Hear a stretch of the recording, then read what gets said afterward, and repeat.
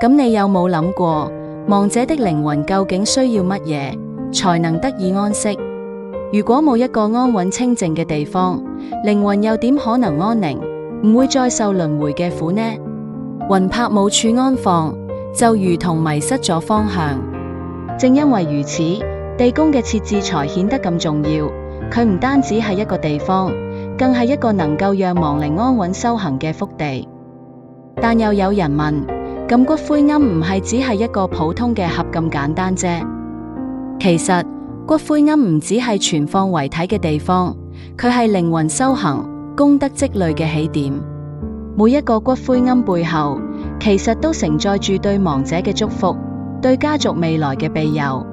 道經有講，香火不絕，則陰陽相通；供奉常在，則功德日增。你有冇想過，香火供奉的意義係咩？佢唔係單純嘅儀式，而係為亡者積德，更係家族成員之間情感嘅連結。但如果冇香火供奉，陰陽之間真係會隔絕嗎？如果唔再記得先人，先人真會被遺忘，甚至孤獨於另一個世界。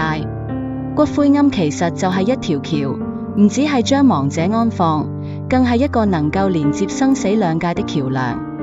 每一炷香，每一聲誦經，都係為亡者積累善因，為後代種下福報。